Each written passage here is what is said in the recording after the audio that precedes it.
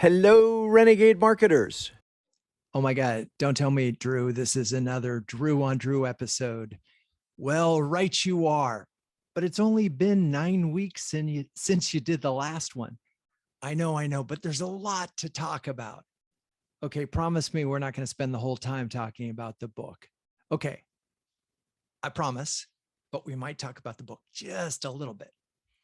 Okay, fair enough. Well, let's start with something nice. It's the holiday season. Why don't you say what the best thing that's happened to you this year from a business standpoint goes? Hey, thank you for asking. It's easy. That one is CMO Huddles. Okay, great. I know you talk about huddles a lot on the show, but what's the story? Well, so when we started the year in January 1st, 2020, we had 30 subscribers. How many do you have now? When we hit January 1st, 2022, we will be crossing 100 subscribers. Wow, that's pretty impressive growth. I mean, I don't know what your expectations were, but that sounds really good. That's like 3 times the number, right? Yeah. So let me just tell you that this is the coolest, most gratifying work of my career. It's also the most purposeful work of my career. Okay, that's nice and good for you. Hey, congratulations. But let's break down, and because some folks have asked, so what do you think is making CMO Huddles grow? I mean, this is a brand, and you must have marketing and all those other good things that you advise other clients about. So what's making CMO Huddles work? Well, there's a lot of goodness on a lot of fronts, but if we talk about first, having a North Star and a purpose, I can really tell you that our idea of share, care, dare, and bringing together a community of elite CMOs to share, care, and dare each other to greatness is really quite profound. And we think about that a lot. And I would say that we have a very simple litmus test for everything we do. And that doesn't matter whether it's marketing or customer experience. And we ask the question, is it good for the huddler? Huddler, I'm assuming, is a subscriber. Absolutely. So what you're saying is your business is customer centric. Yeah, it is. And it's nice to practice what you preach, but I have to say that a lot of this goes, I credit, we have an advisory board of 6 amazing CMOs. And I think in our advisory meeting, I think it was in January of the year, I presented the numbers and things were good. And I said, but it bothers me that we're not getting the kind of referrals that we were looking for.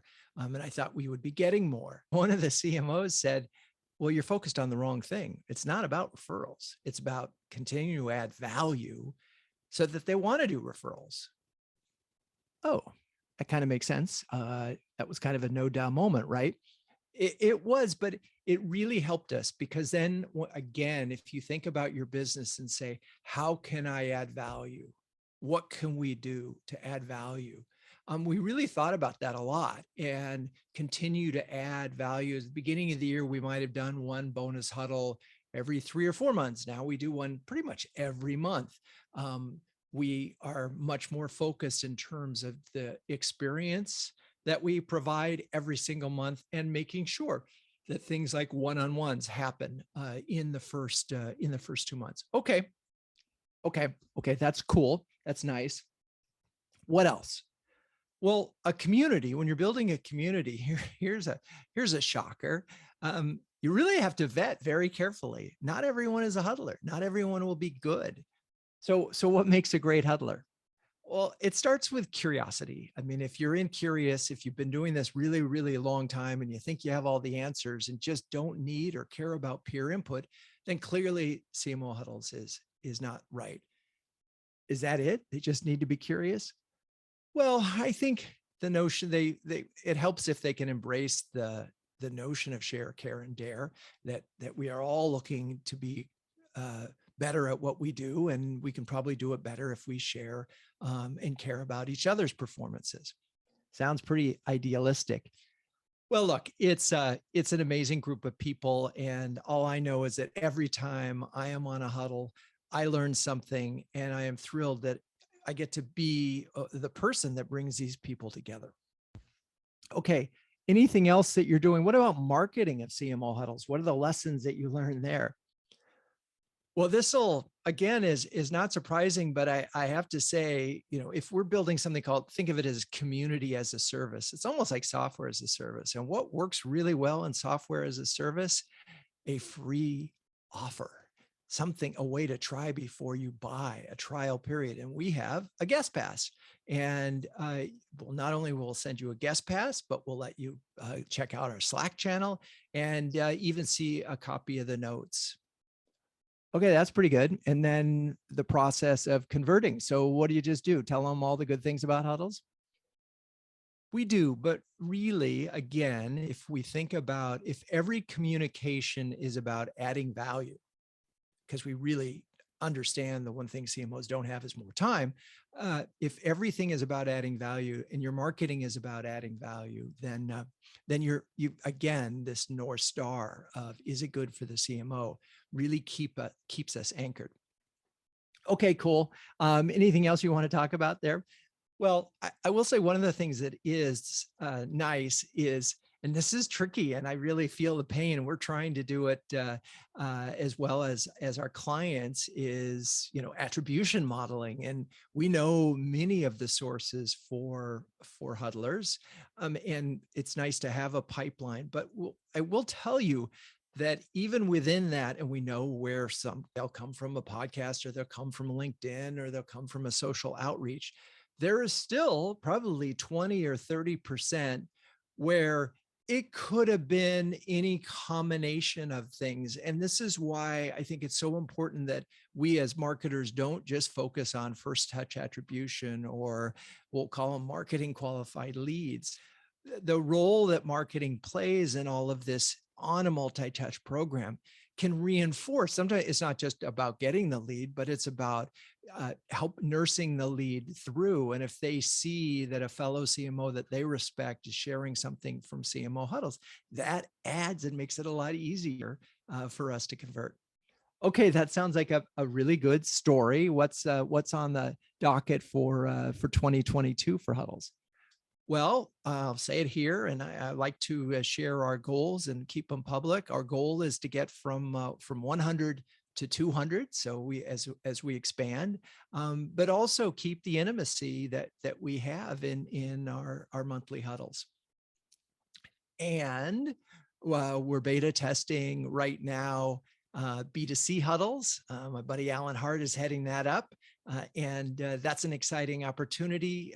Again, all with there's a niche that we're fulfilling. There's a need that we're fulfilling, and can we do it in a way that I like to call it a force multiplier. And this is so really important, I think, as you think about your service business, is the time that they spend with Huddles, does it deliver 3x, 6x return in terms of ideas? Okay, that's a lot on Huddles. That's very cool. Thank you for that. What's the second best thing that happened to you in 2021? Well, thank you for asking. There's this book, Renegade Marketing. And yeah, I said I might talk about the book. But so first of all, what took you so long to get this book? I mean, your first book came out in 2015, and it's like 2021 towards the tail end. Yeah, well, there's this thing called the pandemic and all these other things called life. But I will say that, and I've told this story a lot on the podcast, is that I'm glad the timing of the book happened when it did. I would have hated for this to have come out before the pandemic, because the pandemic did change a lot.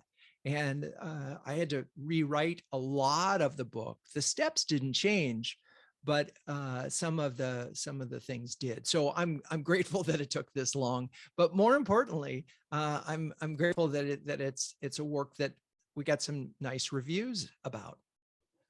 Oh, really? Pray tell. Well, first, a shout out to Steve Sarner, who is the CMO at Goodreads, who put the book Renegade Marketing on his top 5 books for 2021. He didn't even qualify it on fiction or nonfiction. So that's pretty cool. Anything else? Well, here's one that might make you laugh. I want to make sure I quote this right. So Jay Baer, the famous Jay Baer, has a newsletter where he reviews books. And shortly after Renegade Marketing launched, Jay featured the book. And here's what he said. He said, Drew Neiser is one of the strongest B2B marketing thinkers in the world. Wait, seriously, did he really say in the world? Yeah, he did. And I have to say that my wife and I, well, I don't know. I don't take myself too seriously on this one. I should say not. I don't even know how your head fits through the door after someone says something like that. Well, you're right. And anyway, thank you, Jay. It was a very kind thing to say. And whether it's true or not, it's just lovely to see it in print. Okay, so let's talk about how you marketed the book and how is that going? I know you were on a lot of podcasts. How was that? Well, I was. I've been on, I don't know, I think 20 different podcasts, and it's very different being a host than a guest. And I do try to be sympathetic. I do try to follow the rules that I suggest for my guests. One, listen to a lot of their episodes, really listen to the questions, be in the moment, try to be pithy, and leave time, because the show is often about the host, not the guest. Were there any shows that stand out that you felt particularly good about or bad about? Well, I will tell you this. So there was one show that I really lost sleep over. And wait, what do you mean? No, literally. So Douglas Burdett has a show called the Marketing Book Podcast. And I started listening to this show, and I listened to about 10 episodes with really smart authors on really well-written books and people that I respect. And the more I listened, the more I panicked, because I thought, oh my God, do I have anything fresh to say? So what'd you do? Well, I kept listening to episodes, and then I actually took the 4 hours and I reread my book from start to finish, which was a good exercise to begin with. And so what'd you figure out from there? Well, I figured out actually there's some pretty good stuff in my book, and that there's some things that are white space relative to the other 10 shows that I'd listened to. So how'd it go with Douglas? Well, he's a pussycat. I mean, he really is a very nice guy, and he does his homework, and he makes the show fun to be on. So it was a treat. And so I'm grateful to him. And it's nice. One of the things that he does that's so cool is he encourages his audience to contact the person, the author, and several of his folks have, and that's kind of cool. Okay. What else? What else is going on in the book? Anything that didn't work out as well as you would like? Well, I will tell you this. One of the hardest things, the most important thing, is getting a lot of reviews. And I had set a review goal of 100. So how's that going? Not so good, actually. I've got 31 out of 100. Whoa, you're like 1/3 of quota. What's the problem?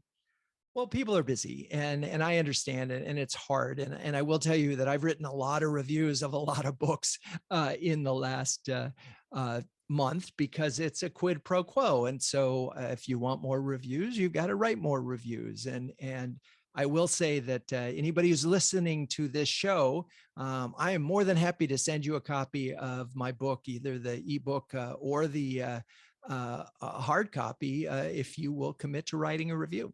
Okay, that's a nice offer. Great. What do you got? Let's move on from the book. Okay, let's talk about maybe the third best thing that happened this year. So I think the third best thing that happened this year was Renegade really started focusing on these market research projects. We'll just call them press-worthy or newsworthy research projects. One that really stands out is one we did with Conversica. And in their world, and in some of the things that we learned about the future of ABM. And we're just really good at this. So what's the challenge with those? I mean, there are a lot of market research firms out there. So what's the niche that you're fulfilling? Well, as if we've done a lot of these now, Riskified and Appian and Workforce and oh gosh, human security. And there really is an art to crafting the questionnaire in a way that will that's valid, that will, hold up to scrutiny of a professional researcher or someone who's got a PhD in that. So you have to craft the questionnaire. That's really important. So it's a legitimate work. You have to field it. And then you have to read the results and find the story within the results that is newsworthy, that is enlightening, that will help move the conversation along. So how'd that go? Well, we just did it a lot, and it just keeps going. It's really a fun thing. And with Conversica, not only did we do the research and write up the report and design it, but they asked me to host the webinar in which we presented it. So anyway, it was just a very cool program, and they're continuing to find ways of taking advantage of this research as an asset to help educate their customers. And if you think about going back to the book, and I talk about selling through service, well, research is one of the ways that you do that. Okay, this is all very rosy, Drew, but what didn't work out? Because there's got to be something you learned from those. Yeah, there was one. We had one rebranding assignment, a pretty exciting one initially, where two companies were coming together and merging, and our job was to figure out what the combined story was. And we went from literally in a period of 2 weeks where we were, oh my gosh, this is the greatest thinking. That presentation was worth the entire cost of the engagement, to the C-suite has lost confidence in your ability to complete this program. Yikes, that must have hurt. It did. I mean, I never want to be in that position where we are disappointing or leaving someone, with somehow or other not being able to deliver expectations. And I'm not, I'm sure the fault is entirely on us. Although I say that, and at the same time, I know that it takes two to tango. But I think the lesson that we learned on that one is, at least if you're launching a new business like CMO Huddles and you've got a bunch of book coming out, you may want not to take on yet another assignment. And I think it's quite possible we were simply stretched too much. But it's just interesting with the market research work that we do. There's like a 95 to 99% satisfaction rate. And it's much harder to achieve that in other areas, which is why we've really doubled down on that this year and plan to moving forward. Okay, that didn't sound like fun, but it seems like you learned something from that.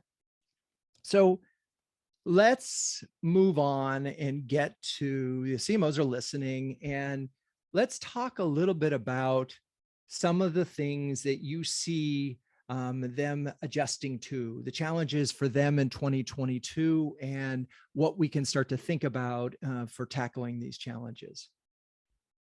Well, the first thing I want to mention, because this hits home personally, is I really think there's a wellness crisis in the C-suite right now. And I've noticed it in Huddles and a lot of the CMOs that I talk to. I mean, let's just start with a basic question. Are you working more hours today than you were before the pandemic? So why is that question so important? Well, you're not commuting. Most of us aren't commuting. So why are you working more hours? And after you ask the question, why are you working more hours? You say, are you really more productive? Or are you just putting in the hours? And well, what was the answer to that? Well, most of them it's just easy to work many hours. I know this personally. I mean, I kiss my wife upstairs and say, hi, honey, I'm going to the office. And then, the next thing you know, it's 8 o'clock at night and I've worked a 12-hour day. And sometimes they'll do that multiple days in a row. And if I look at my own personal productivity, I can't say that that it's necessarily grown. I will say that I've probably done a lot of tasks that I didn't need to do. And I think that's the point. What's the point? That we really have to think about wellness as part of our priority. And in order to get to wellness, we need to be thinking about prioritization and making sure that we don't take on more tasks. It's funny, in a huddle, one of the CMOs asked for, hey, could you help me say no more? And I think that's a valid question, but also one that we really need to get good at in 2022. And so why is that so important? Why do we need to say no? Because we don't need to do every single task that crosses our plate. We only need to do the things that will move the needle. And everything else is just extra, right? So if we agree on the things that will move the needle, and we agree that everything else is nice to have, but not necessary, then we can take a lot of things off of our plate. And also, we can live by a couple of rules. One, if a boss or a peer adds something to the list, then something has to come off. Two, it is okay to say no. And three, this is what leaders do. You only do the things that only you can do. And I know I've said that on the show before, but it really is worth reminding. If you look at your to-do list and there are 7 things on it that you can delegate, why aren't you delegating them? Okay, so why aren't they delegating? Well, some of them are smaller companies and there's no virtual assistants or EAs. Yeah, can't you get a virtual assistant pretty cheap these days? Yes, you can. And if you don't have an assistant, you are the assistant. So yes, we have this wellness mindset. I get it. But let's talk more tactically. What do CMOs, what are they seeing ahead? How's this like the event world going to shape up? Fair enough. Okay, so after a wellness mentality, it is clear that the next big thing is agility. I think a lot of CMOs are talking about planning quarter to quarter as opposed to annually. And I hate hearing that because it does mean that you're going to, pivoting a lot. But the reason why that feels so important, that this planning quarter to quarter instead of annually, is that we don't know what's going to happen with physical events. And without physical events, we are going to be juggling, trying to get better at the digital things that we're doing. Okay, that's interesting. So events may or may not happen, or they're going to happen in some form or another. So what's the big deal about digital? And why do we need to think about that a little bit differently? So what happened in 2021 is really interesting. CMOs are starting to see that most of the tactics that they are doing online, whether it is a newsletter or email or social or virtual events, their performance has started to drop. And it's clear that the world of digital fatigue is huge. Is there a solution to that? I think there is. And I think where you're going to see CMOs finding competitive advantage is by doing less better. Okay, say that again. Doing less better. If you have 30 things that you're doing, maybe we only do 15, and those 15 you do better. Could you be a little more specific? Sure. So let's talk about virtual events. A lot of folks are still planning to do webinars and events. And maybe you would have had one speaker that it was a C quality or, wasn't world-class. Maybe you need to get up to a B or an A quality speaker that is really someone that people will turn out to. Maybe you think about jazzing up the environment a little bit. We saw a wonderful, rather than just having Zoom, these guys had used a virtual background. It made it look like you were entering a conference, and it wasn't that expensive. If you're going to do a smaller event, like a lot of folks had success with these 10 to 12 person virtual events with a whiskey tasting or a wine tasting or a cooking class, maybe you need to have a better chef this year if you're going to do it, because those still work. People still do want to get together physically or virtually. If you're doing a blog post, maybe you need to have a better writer. Maybe that junior writer just isn't good enough, or maybe at least you need to interview somebody senior, or maybe these need to be authored by the executive who really truly has the knowledge. Now, I know that that's going to create all sorts of other problems, but the point here is by doing less better, you're taking a few projects off your plate, but you're going to devote more energy so that when a prospect or customer looks at the work that you're doing, you feel really good about it and you know that it's adding value. I'm going to go back to what I said about CMO huddles. Our North Star, is it good for the CMO? So if you say, is this good for our customer? Okay, interesting. And I know you started to talk about prospects, but I think you really meant employees and customers, right? Isn't that what your book talks about? Okay, fair enough. Look, if we go back to the wellness point, you CMO, first and foremost priority is your employees and making sure A, you build the team, and B, you keep the team, which is really hard in 2021. And sadly, it's not going to get any easier in 2022. So whatever wellness mindset you bring to yourself in terms of the hours that you take off, claw back from work, how can you help your employees do that? Well, this is where we talk about prioritization and doing less better. If we tell our employees we got to do 100 things, they're just going to try to get 100 things done. If we say we're only going to do those things that we can do really well, there's going to be more pride in what we do. And we're not going to burn everybody out trying to do 100 freaking blog posts that are all mediocre. So that's employee wellness is going to be good, making sure employees take their time off. This is a top priority, and I really hope that CMOs will take time to do this. Okay, that's employees. What about customers?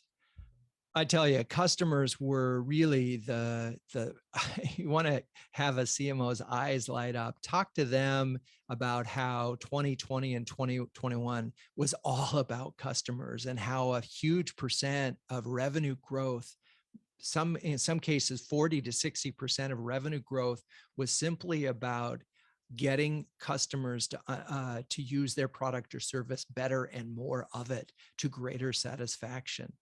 You already were in the door. They just weren't taking advantage of it to its fullest. I think that'll continue in 2022. You can never go wrong investing in your customers and making them look good. So you're going to see more customer advisory boards and better customer advisory boards. And you're going to see more customer events and better customer events. Okay, so that gets us to prospects. Let's talk about, what's the story? Anything new in the world of prospect marketing? I think there's a couple of things that, besides doing less better, ABM's not going away. I think we're going to be thinking about ABM as end-to-end experience. John Miller talked about that a lot in his book. I think you're going to see kind of an interesting thing happen with technology. You're going to see a lot of pruning, because I think there's some nervousness out there about 2022 in terms of, where's the economy going? And so you're going to see some pruning. You're going to go through your 25 marketing automation apps or MarTech stack, and you could probably get rid of 5 or 10. And you're going to do that based on, does everyone have an owner? And does that owner really get value out of it? Do you have enough staff to get the value you need out of that? And so again, do less better. I think that applies to the tech stack. Now, having maybe prune 5 technologies, there's probably some new ones that could make a huge difference. I think there's a lot of interest in attribution and tools like Visible. I think there's a lot of interest in AI and in conversational AI, the Drifts and Conversicas of the world that can really help. It's not about a bot replacing a human. It's about AI enhancing a human. And so that you get the right person on the phone for the right prospect to answer that question, or get them to the right person that can really make sense. So better use of technology. What else you got?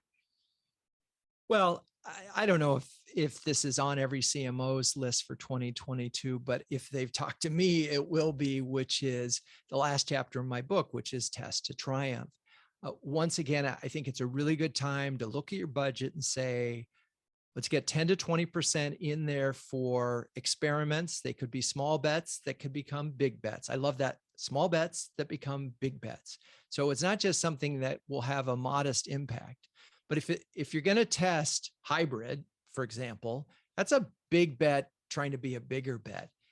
Maybe if you test hybrid, you do it on a small scale. Maybe you had a customer advisory board and you tried to do it that way before you test it on your big user conference. Are there any other things that marketers should be testing?